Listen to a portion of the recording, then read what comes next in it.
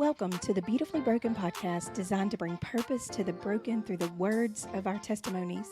Our prayer is to bring forgiveness, healing, and deliverance to others through the power of our testimonies and God's Word. It's time to raise up beautifully broken women who can live in His goodness daily, break generational curses, and live out His purpose for their lives. And I'm your host, Stephanie Bullock. Now let's dig in. Hey friends, and welcome back to the Beautifully Broken podcast. I am so glad that you are here with us today. You know, the name of this podcast isn't an accident. Every one of us has broken pieces, places where life did not go as we planned, where the pain felt like more than we could carry. But the beautiful part is, our God doesn't waste a single one of those pieces. He picks them up and He puts them back together, and He makes something more beautiful than before. And today's guest is living proof of that. I have the honor of sitting down with my friend, Kayla Walker. Kayla is an artist, a teacher, a recently published author and illustrator, a wife, and a mom. And she is someone who knows what it means to keep walking with the Lord, even when the road gets really, really hard. From a faith that took root when she was just a little girl, through some of the lowest valleys that you can imagine. Kayla never let go of the one who was holding her the entire time. We talk about identity. We talk about survival. We talk about the unexpected ways that God shows up right when we need Him the most. And honestly, her story is going to encourage anyone who has ever wondered if God can really make something good out of the hard things. So whether you're folding laundry or driving down the road, or just need a reminder that you are not alone, I want you to settle in. This is a conversation that you are going to want to hear. And before we dive in, Kayla is also the featured artist of our upcoming Unlocked Keys to Spiritual Awakening Women's Conference at the end of June 2026. If you haven't registered yet, you'll want to do that. We'll have all the details in the description. All right, let's get into it. Here's my conversation with Kayla Walker. Good morning, Kayla. Good morning. Thank you so much for coming bright and early. And we've just finished a meeting about our women's conference that'll be here in 22 days. We'll be here before you know it. At the end of June. And I'm super excited about what the Lord has given you and the vision that He's downloaded to you for the conference. So just a little plug there. If you haven't already registered, you need to, because Kayla is very, very talented and has some really amazing things in store for us. Kayla is our artist for the conference, and she's actually going to have an opportunity to share some things that the Lord has given her as well. So I'm super happy and excited and honored, to have you here, for you to share what the Lord has done in your life. And also, just to call you friend. I'm so thankful that the Lord has brought you and Ryan and your family to our church, and that we're able to do life together. Yes, it's been a blessing. It really has. Awesome.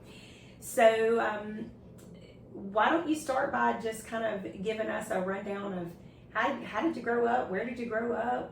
What was life like? And kind of take us through your journey. Good deal. Well, I was not a preacher's kid, but always in the church. So my mom and dad were ministering in some form or fashion, either youth group or teaching. And so I was definitely one of the kids that had keys to the church. We were the first ones to open it. We tended to lock it up. And so it's just where it was an extension of who we were. My mom is a professional counselor, and I feel like I've been in counseling since I was in diapers. And living in that structure, in that atmosphere of, she just has a counseling spirit, and it's just how she speaks in and through the Lord, and that's how she parented as well. And so I have had that tendency to do the same. Wow. And it's beautiful. I'm not a counselor by any means, but I can see how the Lord has used that to within the giftings that He has given me, and just paired it and make it more powerful for Him and for the kingdom. So I can imagine growing up with a mom as a counselor is probably quite frustrating. But now, in the middle of my life, I find that I need counseling.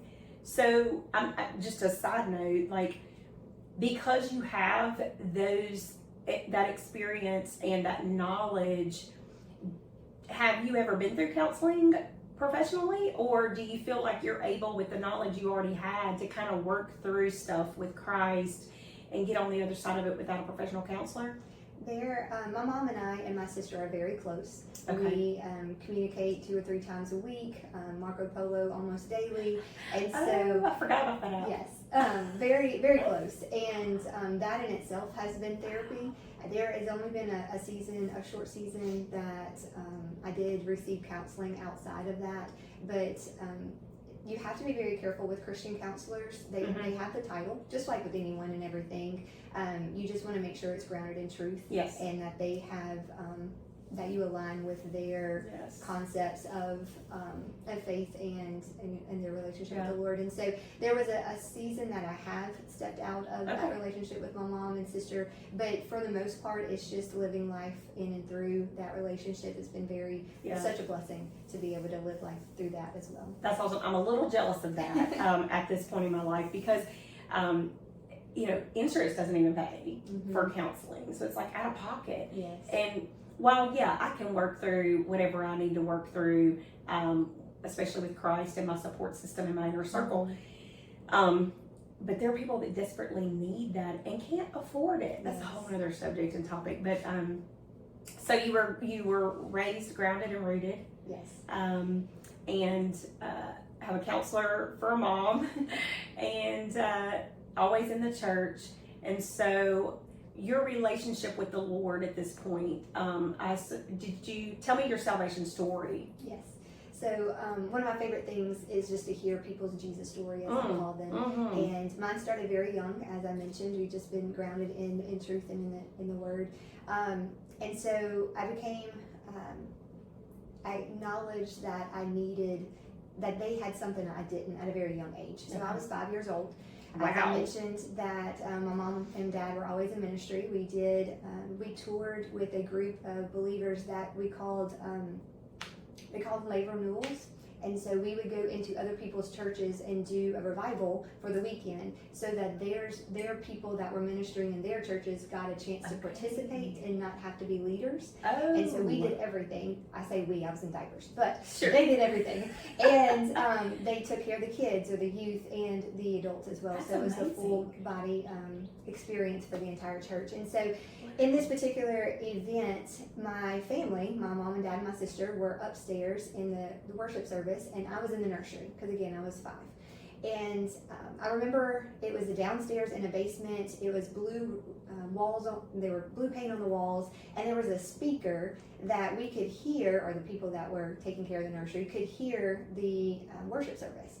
And in that moment, I felt like there was a distance between what they had and where I was. And so just in my little 5-year-old heart, I felt like they have God and I do not. And so it was just a visual,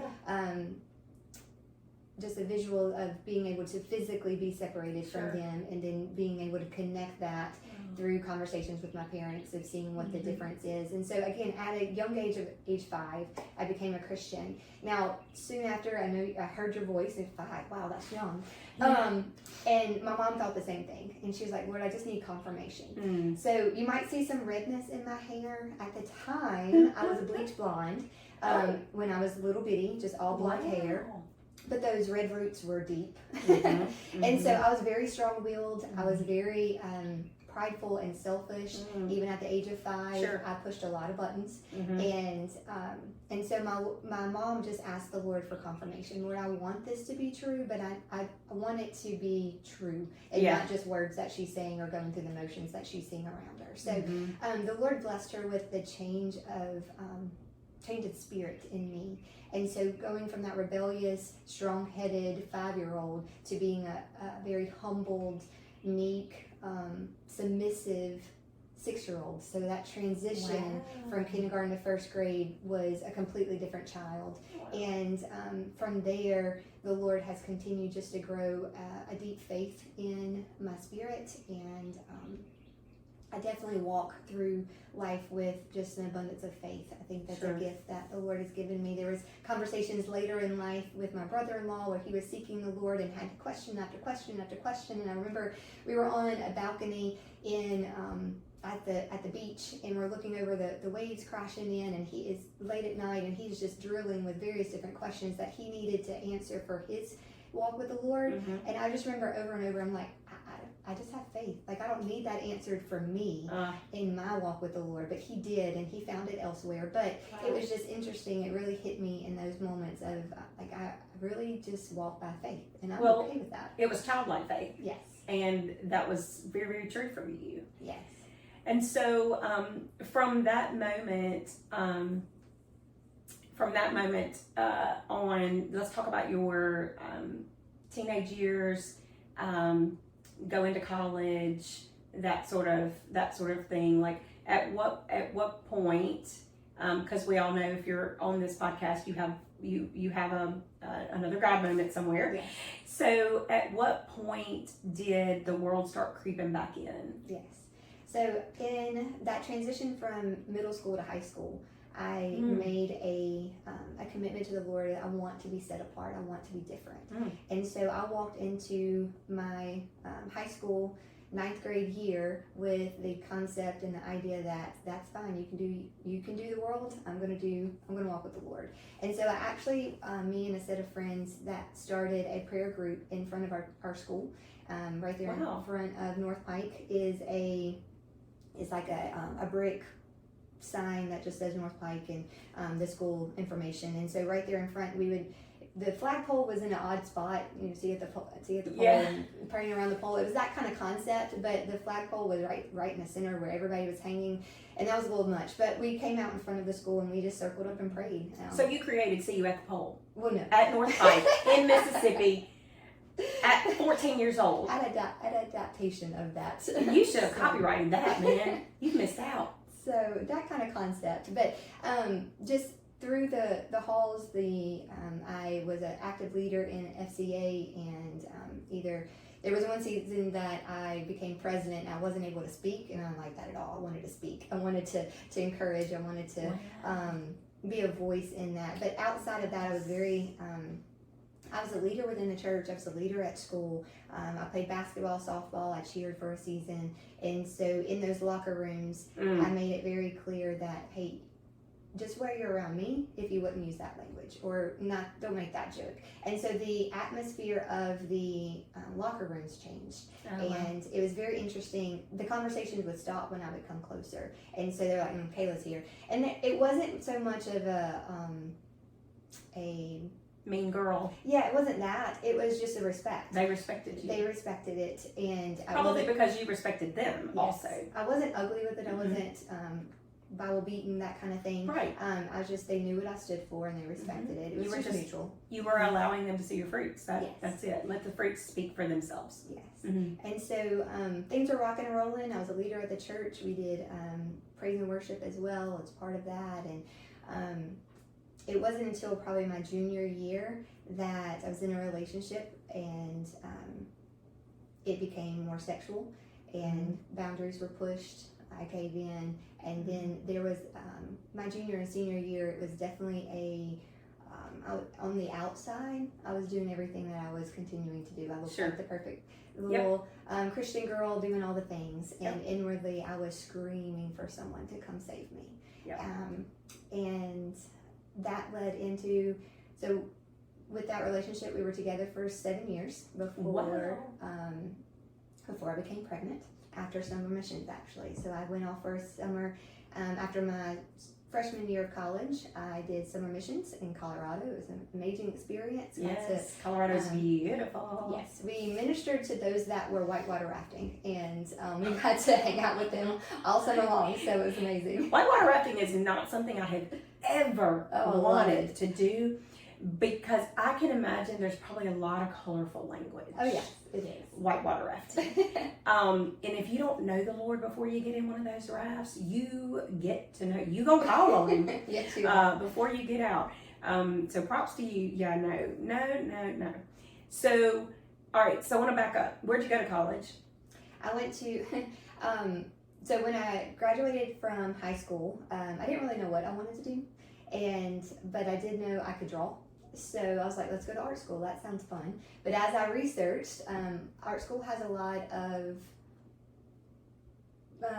drawing of nudes, we'll put that way. Okay. And that was something I knew I did not want to do. Okay. And so I was seeking out an art program that was Christian based. So I went to William Carey on the coast. At the time, we were right there on the beach. There were multiple times that we would take our drawings and take them to the beach across the street. It was beautiful. Oh my gosh. And so it was a great atmosphere. I did sculpture and drawing were my two focuses. And my drawings were very realistic and my sculpture were very abstract. It was a little puzzle for my instructor. He was like, I don't get you. I was like, I don't know. But this is what I'm doing. But it was a great way to just get that foundation artistically in a safe environment where I wasn't, our Christian beliefs weren't, or things like that weren't having to be questioned in the midst of it. So that's good. It was a safe environment. And so the summer missions trip, was that with the church? Was that with college?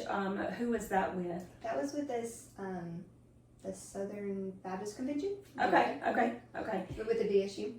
Oh, okay. So you learned about it through William Carey, the BSU, and your involvement there. And so I'm just interested, like, how are you ministering to the people whitewater rafting? Is it before? Is it after? Is it during?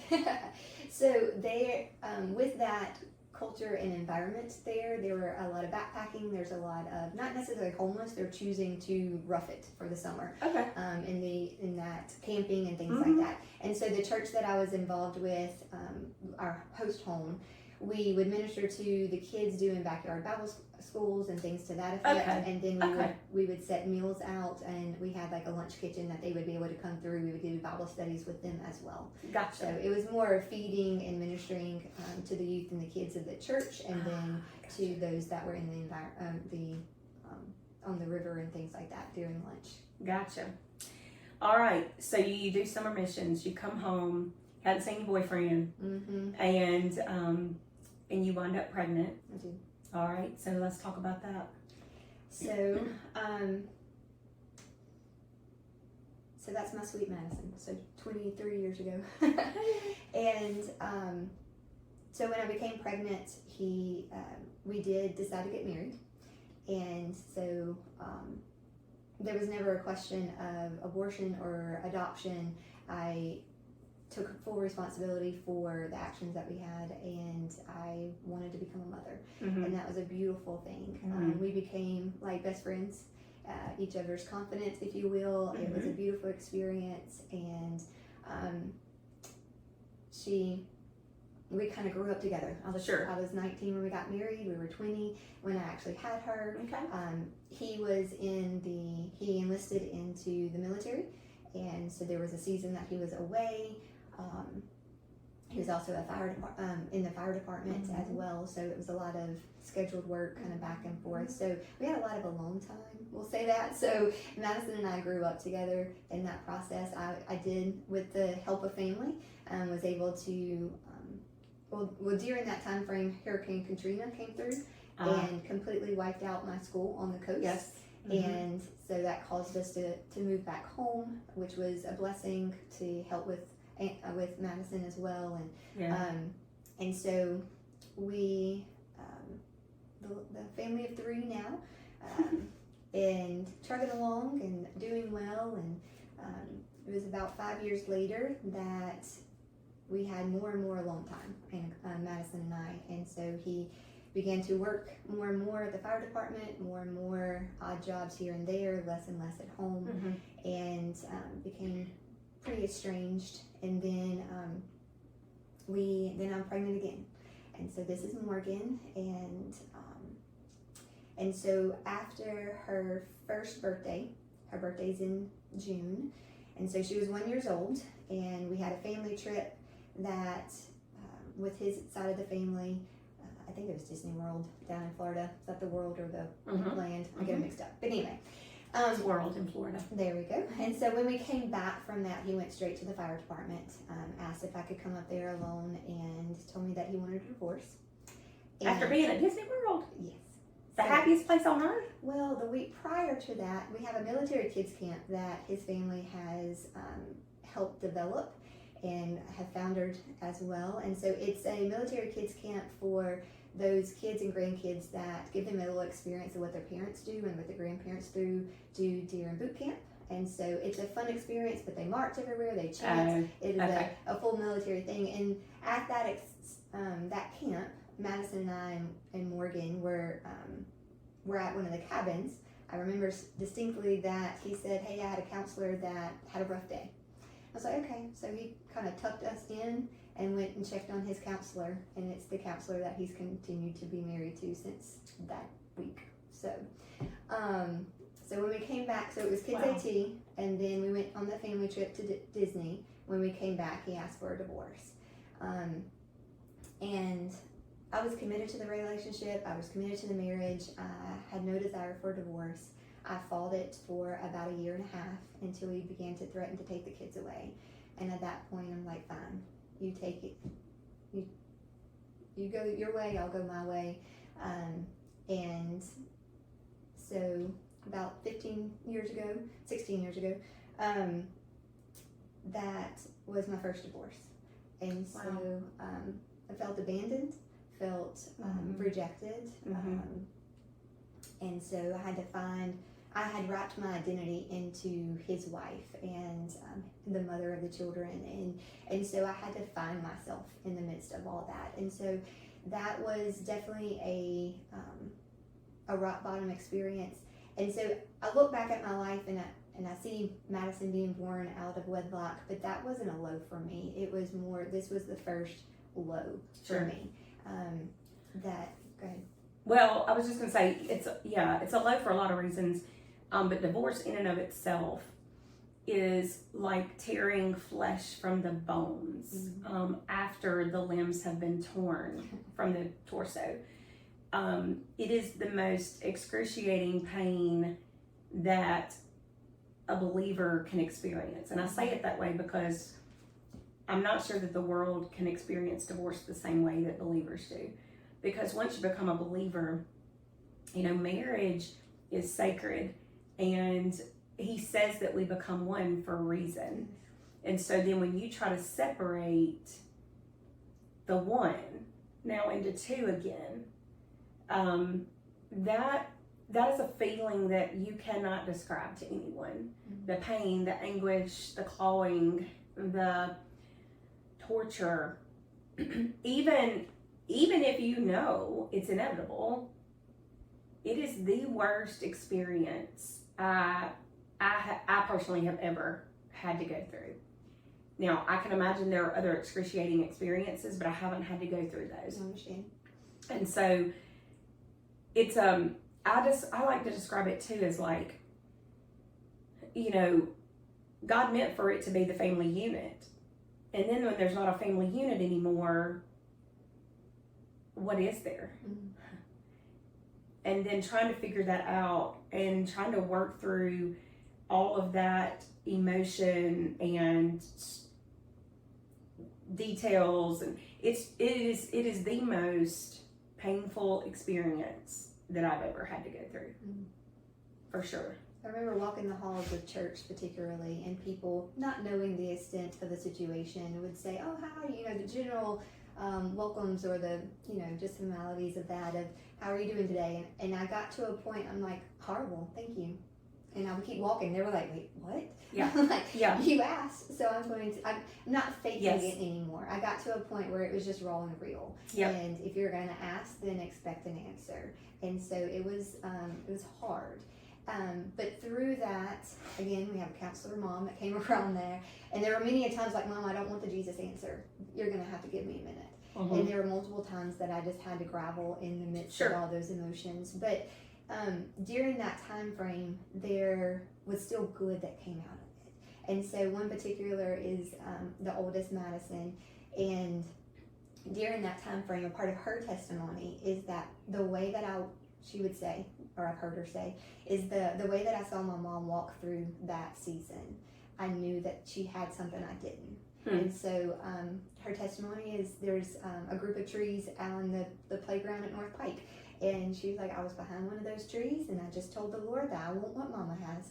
And she became a Christian right there on the playground of North Pike Elementary. That is special. Came home and told me, and just to know that, did I do everything right? No. But did I surrender it to the Lord as much as I possibly could during that season? And it was a witness to be able, not just to the world, but to my girls during that season.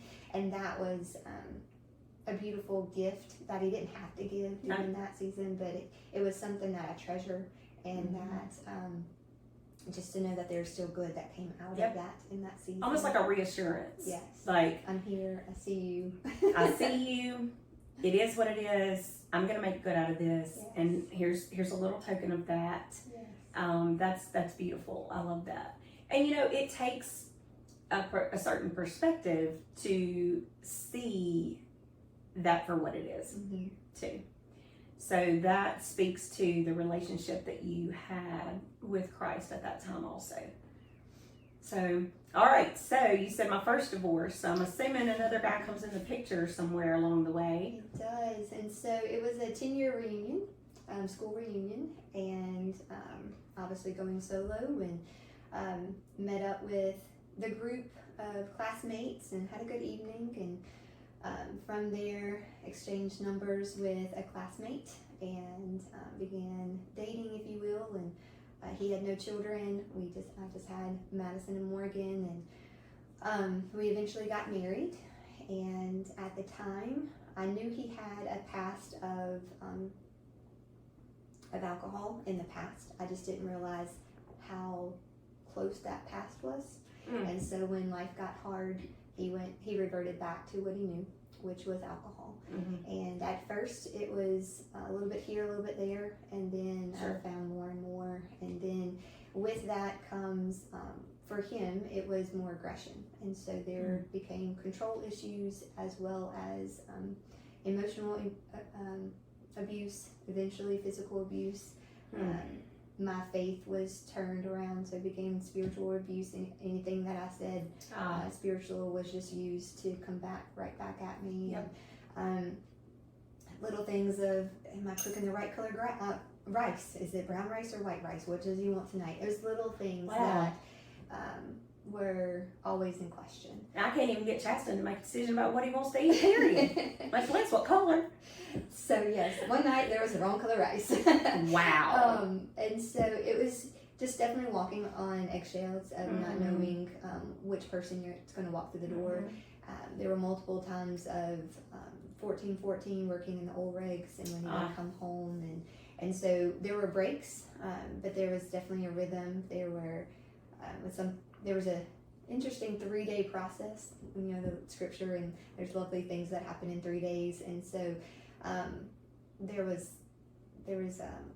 rhythms that I had to learn for protection, for sanity purposes, for various things. And so there, it got to a point where it just wasn't safe for myself or for the girls. At this point, we now have 3 girls, and so with him I had Anna Claire, and it took a while. He wanted more children. I did not. I was done. I was good and content with my 2. Okay. It took. Did he have kids already? He did not. Okay, he did not. And so but he wanted one. He wanted one. Of his own. And it took the Holy Spirit working on my heart to be able to be open to that. And so that took a process in itself. And when I remember when we did become pregnant, I convinced myself that it was a boy. I'm not sure why, but I felt like things were different. I was carrying the child differently. I felt different. It was just an odd experience. But I remember the day that we found out that it was a boy or girl, and it was a girl, and I was devastated. I remember walking back to the car completely I just knew it was a boy, and I was completely just devastated. And later that evening, I remember sitting on the side of the bed, and he came up and put his hands on my knees and told me a little bit more of his story. And previously, in a marriage that he had previously, they had a miscarriage, Mm. and it was a girl, and he was not ever he wasn't able to hold her or to see her, and I just felt like the Lord said, "This is why we have a girl." And I was like, okay. So from that point forward, I was completely content with another girl. Well, sure, and she's absolutely amazing. Yeah. I love her. Love Arla and Claire, and so So I too had devastation. So I wanted a girl so bad, and get pregnant with our first child, find out it's a boy. I'm like, okay, all right, you have a big brother first. Yes. I'm fine with that. That's awesome. Had the girl name picked out, Ava Grace. I was like, okay, well, we'll save that for the next one. And so Stephen Kyle Brady III, also known as Trace, comes out. He is 3 months old when I find out I'm pregnant again. Oh goodness. And I'm like, okay, this is a girl. This is a girl. So I cry first of all because I'm pregnant. I'm like, no, this can't be happening right now. So we go in and we find out that it's another boy, and it's like pins and needles. You could hear pins and needles drop. We walk back out. So they do the sonogram, then they put us back in the waiting room before we go to an exam room. And we go back out to the waiting room, and I'm not saying anything. I'm trying to hold it together. And Kyle says, "Are you okay?" And I lost it. No, I'm not okay. What do you mean? I'm not okay. I wanted to go. Like, I was so emotional with that pregnancy. It's probably why Addison's personality is the way that it is. So then I'm like, well, great. Well, now we have to come up with a boy name. I don't even have a boy name. So then Addison Cole Brady, which I guess we gave him a girl name, kind of, was born. I was like, well, and I don't know that we necessarily talked about whether we wanted another kid or not, or if it was discussed, whatever. Walker didn't come until 5 years later, and he was a surprise. And I told him when we went in the sonogram room, I was like, it's a boy. I never got a girl. But I also had a breakdown in the waiting room when we found out that Addison was a boy and not a girl. And I still don't have an Ava Grace. Yeah. But anyway, maybe I'll have a granddaughter. Maybe so. Maybe so. All right, so he's 14 on, 14 off. Alcohol is becoming more and more. Was it just alcohol? Was there any drug abuse, or was it just alcohol? Just alcohol. Okay. All right. But there was emotional, physical, and spiritual abuse. And at what point did you say, you said that it was not safe any longer and you had to get out? Yes. So let's talk about that. There were multiple situations. I remember one particularly, Anna Claire was in diapers and on my hip, and he had been MIA in the back of the woods for a while. I hear him coming up, and he's got a gun, and the gun goes to my head, and I'm like, go ahead. And so there's situations that I've had gun in my head, I've had been like almost smothered and unconscious. There's been various different situations, and I tell you this not for the wow factor, but more for there's many a times I should have left. Yeah. And I didn't. I felt as if this was consequences of the sin that I had chosen for myself. I felt like this was the bed that I was laying in. I've got to fix it. That's a word. And That's a word right there. Yes. Because we are not meant to wallow in that sin and think that we don't deserve something better. Yes. And so it wasn't until there was a season of separation. We had he was gone on a trip. It was actually, he was driving a 18-wheeler at the time, and so he was gone. I knew that trip would take X amount of days before he was back. I called my parents and I said, let's get the girls and us out of here. Okay. And so it was one of those that we left in the middle of the night, got an apartment. There was a season that he did not know where we were and where we lived. Sure. And for safety reasons. Yes. Yeah. And so I don't particularly remember what caused me to just say, I think it was the Lord just releasing me. Like I was able just to give it to the Lord. I was like, Lord, and again, like you're talking about with divorce and marriage, like I knew what the commitment that I had made in regard to the marriage, and I was willing to fight for it and work for it, but I knew that I needed to keep the girls safe too. It wasn't about me, it was about the girls. Sure. And I think there was something particular that they had said, like, enough is enough. Yep. And so we were separated for about a year and a half before the divorce was final. In the midst of that year and a half, we attended counseling within the church, counseling without the church or outside of the church, and it was ebb and flow, but again, you see those patterns. Yep. And it wasn't changing, and so there was no repentance on his side. Yes. Yeah. And so enough was enough, kind of thing, and the Lord just like let me hold you, and it was in that moment that I called the lawyer and started the process, and there was divorce number 2. So at this point, I 3 girls. One was Madison went to Mississippi School of the Arts, so she was gone during the day or gone during the week and home on the weekend. So it's kind of like pre-college. Sure. Yeah, it is. It is. The dorm rooms and things, and so 2 girls at home, and here I was like, here I am again. We're gonna single mom this for a while, and I was content to be a nun for the rest of my life. I was like, nope, I am done. No more. And God said, just hold tight.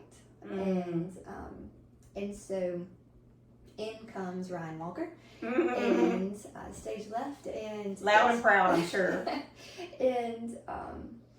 And so, like, again, I was not looking for a relationship. I was content of just being a nun for the rest of my life, and just serving the Lord and being content in that. And God said, no, I have restoration in mind. I have healing in mind. And so you said serving the Lord. So I really want to point that out, that each time that you had a divorce, which for believers is torture, you did not walk away from God. You kept staying, walking beside Him. That was the only stable foundation that I had to stand on. And so where everything else was falling apart and never made sense. There was a season with both of those divorces. I was teaching in public school systems, and there were times that home wasn't safe, work was not great, and there wasn't a safe place. But I knew anytime that I was able to get alone with the Lord, that was my safe haven. No matter if it was in the middle of a classroom or if it was in the backyard or just on the side of the road because I needed to get out. You know? And so He was my rock, and through all of that, it's where I fell, and I fell hard on it, and clung to it. But it was the only thing I knew it was true, and to stand on. But to me, so that speaks volumes to your relationship with Christ. Because it would have been very, very easy had you not had a firm foundation in Christ for you to blame God. So many times I'll see people and that's what they revert to. And even some believers, and I'm not faulting them for that, because some situations are pretty dire. But the fact that you were able to fall back to Christ, or not fall back, but to rely on Him and His strength and His wisdom and allow Him to walk you through that instead of you turning your back, says a lot about the relationship that you had with Christ. So you're trucking along, you're fine. I don't need a man. I'm good. I can handle the girls alone. And how did you meet Ryan? So after, I was in my second marriage, and so and due to where we were living, it was right before I got pregnant with Anna Claire. School was not the best. The next classroom I was about to be put in was a closet on top of a stage in the gym. I was like, is this really the best spot for me? And so at the time we were very blessed, and he was working oil rigs, and so I was able to come home for a season. And so when I was pregnant with Anna Claire, I finished out the year, and then I was able to have a year home with just Anna Claire, and so it was a beautiful season. And but because of where we lived, we had to swap the girls from one school to the next. So we went from North Pike to Boca Chica. And due to where we were living at the time, and as I'm coming in to register the girls and get them all situated with their schedules, the principal at the time, he said, I was just talking about you. And I was like, oh heavens. He was like, and started recruiting me to be an art teacher at that school. I'm like, no, I'm home. I'm good. Thank you very much. Was it Mr. Merrill? It was. And we had worked together previously at North Pike as well. He's amazing. So he has been. And so it's from day one he began to recruit me, and it took a minute, but the Lord just provided time after time. I can tell you other stories of my teaching career that my license was about to expire. It was I was finishing with, I had an art degree, but then I was going with the alternative route of teaching, and you have 3 years to secure a job, and art positions are just not dime a dozen. So I was about to expire. It was odd timing. It was in October rather than August, and I'd already not found an art job, and so it was in October. And the superintendent asked me to come over. I was at North Pike as a teacher assistant at the time. And he's like, we have a music program at the middle school that the music teacher just quit. We would like to turn the entire program into an art program if you will teach it. I'm like, oh, yes, Lord. Okay. And so just time after time, the Lord has provided exactly what we needed, teaching-wise, or my art position. And so here he was preparing the way. He knew what was needed. And so I needed that full-time job, because there were multiple times with the alcohol that he would randomly just quit a job and we would be without an income. And so my teaching position allowed for stability within that relationship in the midst of his drinking and on and off jobs and things like that. So the Lord, again, just preparing the way over and over. And so we were talking about what again? When you met Ryan. Oh, okay. And so because we had to swap schools, they had a new music program as well at Bogachita, and it was a brand new band. They had not had all the equipment that they needed. Madison was in the band. She played I call it the xylophone, but there's a bigger name for that. Is it? The bigger ones have a bigger name, and I don't remember what it is. Oh. So that type of instrument in percussion, and they didn't have one. They didn't have one at the time. So I was trying to keep her active in music and keep her playing her instrument, and so we were looking around for other opportunities, and there was a Brookhaven symphony that still works today and are still playing today. And so we walk into one of the Brookhaven schools. It started at 7 p.m. It went till 9. It was way too late Anna Claire was in diapers. Morgan was there. So we were there. We went once. But that's the first time that I met Ryan Walker. He was in percussion, and he took on Madison and helped her that evening with with playing the instrument. And it was just not a good time frame for us on a school night. It was a Tuesday night, so it just didn't work out. But that was the first interaction with Ryan. And then 2 or 3 years later, he walked into the church that I was serving in at the time, and he was friends with other people in the church, and we were like, weren't you that guy? And so the Lord just over and over just kind of sprinkled him into our lives, I should say, but never once did I look at him as a potential partner in the future. Sure. It was just a friend within the friends. And so there was a workout group that Chastity and I were the same way. Yes. We've known each other all our lives. Just sprinkled different through, seasons, but never until we started dating 13 years ago did I see him in a prospective spouse way. And so we were in a workout group together, and again, we didn't interact. It was just the group of us. And so after the second divorce, running became my therapy. There were multiple times that Madison she would just bring me my tennis shoes, and she's like, I've got the girls, you go run. I'm like, thank you. It was just it was the time alone that I could have, and I yelled at the Lord, I praised the Lord, I prayed to the Lord. During that running time, I ran out several things of tennis shoes, and so it was my therapy. And so it was a race that the group had talked about, and not everyone were participating. And so I reached out to him and said, hey, are you doing this race? It was the Iron Horse Festival. They had a 5K before the festival started, and he was like, yeah. And I was like, all right, so I'll see you there. Well, ended up the group didn't show. It was just him and me and maybe one other that I knew, and so I didn't know anybody that was running. I was like, I didn't even sign up for the race. I don't know if I didn't have the money or I just didn't sign up, but I just ran. So he was a participant. He had the crud, just sinus infection and stuff, and so he wasn't able to run the race. And if you know Ryan, he was just a chaplain. And Yep. so I was just hanging with the group, which was just him at the time. And so I took my earbuds out because he wouldn't stop talking. And we just walked the race. But later I found out that he just wanted to chat. So he just kind of Sure. kept walking.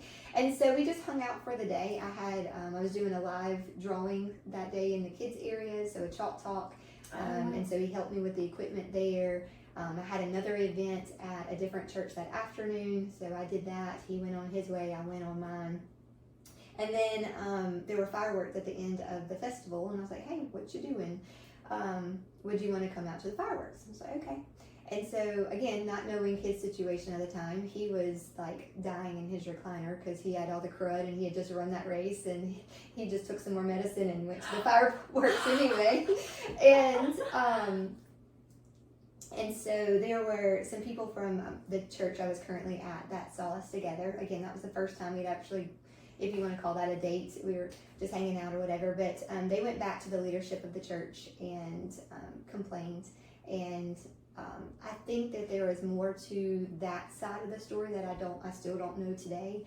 But that led to the leadership of that church calling me in the very next Sunday and asked various different questions. It was somewhat of an interrogation. They called it church discipline, but there were various steps that they skipped prior to this group meeting. But to conclude with that meeting, they asked me to leave. Hold on. Yes. Oh, wait. You weren't married. Correct. Was he married? No. What was the problem? Exactly. Y'all were hanging out. Yes. There was accusations that I had been cheating on my now divorced husband with Ryan, and that was not the case. There was accusations that I'd just been sleeping around all over town, and that was not the case. I had not been on a date at all through all of this. Now, it was soon after the divorce was final, but we had been separated for 1.5 years, and all of that time was attempting to work on things, but we were not together. And so my heart had been detached from that relationship throughout that 1.5 years. And so from outward, the divorce was final, we'll say May. Ryan and I had that first encounter in June. And so it looks very soon, but again, my heart had been transitioning prior to that. Okay. And so that was the beginning of our relationship, if you will. It was with me getting kicked out of a church. And Ryan got you kicked out of a church. Yes. I cannot wait to see him again. This is going to be fun. And so our relationship went very quickly that dating Sure. season. He had been married previously. I had been, or he had been divorced. I'd been divorced. We had both had troubled relationships in the past. And so with that comes a level of, I don't want this, and this. Yeah, you just start saying, look, No. here's what you're going to get. Here's what you're not going to get. Yeah. If you're okay with that, we can keep going. If you're not, then no. Chas and I had a very similar situation where, I just spilled all my baggage, the Yes. skeletons and everything. And then I gave him a couple of, not ultimatums, but like, I'm not moving on these 2 things. Yes. And other than that, you can decide if we just remain friends from here or if you Exactly. want to take this any further. Because at a point in life, especially when you've had so many life experiences and the ages that we get, you just know what you want and what you don't want. And it's either you can take it or leave it. Yes. And remember, I was completely content being a nun. Yep. And so our first kind of sit down and hang out spot soon after, I think it was after the fireworks actually. I didn't let him in my house. We sat on the back porch. Sure. I was in one swing and he was in another.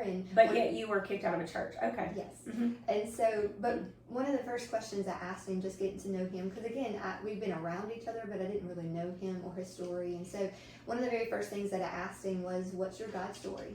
Yeah. And he was completely taken back by Yeah. that. And he was like, that's the first that I've ever had someone ask about my God story. And so I was like, because if you don't have one, then we're friend zoned. Yeah. And then 2, I need to know where you stand with the Lord, because otherwise this has nowhere to go. Yeah.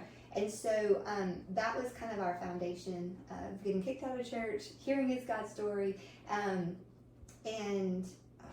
I told him about 3 or 4 days later. I was like, you have checked off all the boxes that I can think of, and the ones I didn't even know I needed. Yeah. And Yes, that's good. And it was from that. But God knew you needed them. Yes. And See? it was kind of like, I know you're content, and I know you can make it, but here's Orion anyway. And so I say that God gave me Ryan, and so what I needed and what I didn't even know I needed. Yes. And it's been a beautiful relationship. We are coming up on 5 years, and wow. He has taken in my girls as his own. Mm-hmm. It is, we say we're a blended family, but he claims them 100%, and it's been beautiful. Even I don't really know whose kids are whose. Yes, we were having that conversation this morning. We were, and because they all resemble both of you, in my opinion. Yes, and so it's just been a beautiful. We tried all different kind of names for him, but it's just Ryan, and it's just Ryan, but it's been a beautiful blend. There's been hardships that have come because it happened so fast. Sure. There was some adjustments from his girls, and so there's been ebbs and flows in all of that, but it's been a beautiful blessing to just live life. And in our walk with the Lord, it's been just a compliment, if you will. So a partner in a relationship, a marriage covenant, it should be a partnership. Absolutely. And that is exactly what this is. It's Absolutely. been a beautiful blessing on both ends. Where I'm weak, he is strong, and where I'm strong, he is weak. And so it's just been a beautiful blend of ministry opportunities and how we're artsy in different ways. And yeah, y'all are. His more musically inclined, mine is more visual. And although you are musically inclined as well. Well, thank you. But it's just been beautiful to watch the mesh happen, if you will, and it was effortlessly, and that was the gift, I do believe, that when God gave you Ryan, and it was just effortless of how one thing after the next flowed. Yeah. And so it's been beautiful. That's awesome. And so y'all came to Center Point, to our church. Y'all have been there how long now? Just over a year. Easter was a year. Easter was a year. Wow. It seems longer in a good way. And so you guys y'all jumped right in really and began serving. So tell us a little bit about what you guys are doing for the ministry today. Yes. So we came in at the time we had Anna Claire. So is the only one at home at the moment. Yep. And so we came in. We were kind of our journey to get to Center Point. We were just looking for a fresh start, kind of. Just we had been in ministry in our last church, and nothing happened wrong or anything to that effect. We just needed a fresh start, and just kind of a us thing. And so we moved. I got a new job at Southwest Community College, which caused us to have to either change schools for Anna Claire or change houses. And so we chose to try to stay in the school district. She has some services at Bogachita that have done very well for her. She's dyslexic and a few other things, and her support staff has been huge in her success. That's so good. And so that's been beautiful. So we wanted to keep her in that. And so we found a house. Again, the Lord just working out things. We closed on the house on August 2nd. She started school on August 3rd. Yes. And so I was like, get close there, Lord. But just the Lord just providing again. And so in doing that, we were looking for a church that was a little bit more in our community. We wanted to invest into the Bogachita area or to the Lincoln County. And so that started a journey of church shopping, if you will. Just looking for where the Lord would have us to fit in and to grow and to just plant roots, if you will. And so I did not realize at the time how long I had been a part of contemporary worship and going to the smaller country churches that are thriving and doing their thing, but it was a different type of worship. And I just had not realized putting two Stanza 1, 2, and 4. Yes, and so then there were some that was blended and some that weren't, and to see Anna Claire's face, because she'd never been in that type of atmosphere in regard to hymns and things. She was like, "What's a hymnal?" I'm like, "Oh, I have failed." And so that was somewhat of an adjustment, and so we had been to several different places, and I finally just called the Baptist Association, and I said, "Hey," I was hoping you were going to tell the story. The receptionist was so kind. I found out who it was later and just Yeah. laughed. But I simply asked, like, are there any churches in your association that have contemporary worship? And she said, oh yeah, that's Centerpoint. Like, there was no conversation. There was no anything. I can hear her. Oh yeah, no, that's Centerpoint. Yeah, Mm-hmm. you can. There you go, Centerpoint. Yeah, I was like, okay, Centerpoint it is. I guess we're going to try that out on Sunday. And so that was Easter Sunday. And y'all haven't left. We haven't left. All right. So as we came into Centerpoint, we were looking around and we're like, all right, where are the small groups? Where's the Sunday school? Where's the children's? And there were some things that were just currently not present. Not that they haven't always, we're a little but different. we were just learning the culture and the setup and the system. And so we were like, okay, so there's nothing for the kids on Wednesday night yet. And so I was like, okay, we'll take that. Yeah. Because we have a little one. And so so soon after arriving on the scene, I guess, we jumped into the children's ministry and have been and journeying along these little ones, ages around like 2nd grade to 6th grade, and just diving into doctrine and teaching them the foundation so they too can stand on truth. Yeah. And so taking that, giving them the head knowledge so that allows the Holy Spirit to attach that to their spirit, and giving that heart knowledge as well. And so we are going through what sounds Catholic, but it's catechism. And so it's just teaching the doctrine that we say we believe as Christians. And so there's 150 questions that we teach them through and to give them a firm foundation to stand on. We're around 65 right now. Yeah. And so in that year time frame, they have successfully learned those first 50, and we are continuing to teach the next set. So that's awesome. Maybe in a year and a half, come back, we might get all 150. There you go. There you go. Yes. But it's been a beautiful journey. Yes. And so, but you also serve on the worship team. Yes. And help us with singing. And we had a debut this past Sunday, 2 Sundays ago, with Ryan Walker in the drum cage. Yes. Yes. The man that was like, oh, no. Y'all don't rehearse. Y'all don't practice. I can't play the drums. And I'm like, well, I mean, you just practice at home, and then we get here and we just play. The Holy Spirit just takes it, Ryan.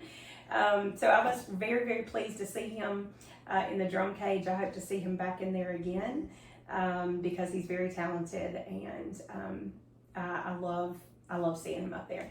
And it's really cool. It'll be really cool to watch you two serve together on stage like that too. We know you serve in the back, but most people don't see that. And so seeing y'all serve up front would be really cool. Y'all also led your first small group. Yes. That just ended, correct? Correct.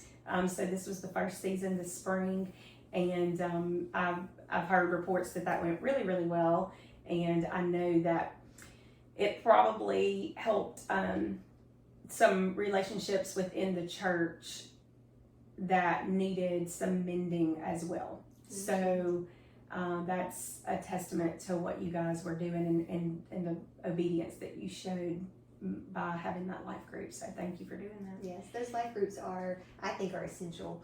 It definitely, it just takes it a deeper level. It does. And then just living life together in that process, connecting webs that wouldn't typically cross on a normal Sunday. That's right. And I just think that's vital to the culture of the church and the growth of that as well. And so it's been beautiful to walk alongside them. It is. Well, Kayla, thank you for sharing your story with us and telling us all about the broken pieces that God has been able to pick back up and mend and put back together, which I think is really cool because you're an artist. And so being able to visualize that and truly understand that, your brain gets it probably a little better than mine does. And so I know that there will be women that will listen to this that have been through similar situations that you have been through, and my prayer is that they can glean something positive from it and lean on Christ with some words that you have said today and some encouragement. So thank you for sharing your story. Thank you for having me. It's been a blessing.